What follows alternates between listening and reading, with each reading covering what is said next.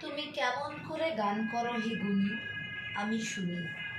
কোথায় শুনছি বলো তো? আজকের দিনে দাঁড়িয়ে পশ্চিমবঙ্গকে যেন মরুভূমি মনে হচ্ছে। খারাপ লাগছে। কবি যেন এই খারাপ লাগার মধ্যে থেকে নিজের হতাশাকে কোনো এক কবিতার মধ্যে দিয়ে তুলে ধরেছেন।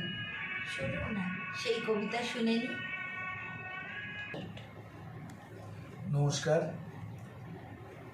ভগবানের কাছে কবির প্রশ্ন, যে প্রশ্ন সেই সময় করা হয়েছিল, কিন্তু প্রশ্নটা আজ টিল টুডে, মানে আজ পর্যন্ত প্রশ্নটা প্রচণ্ডভাবেই প্রাসঙ্গিক।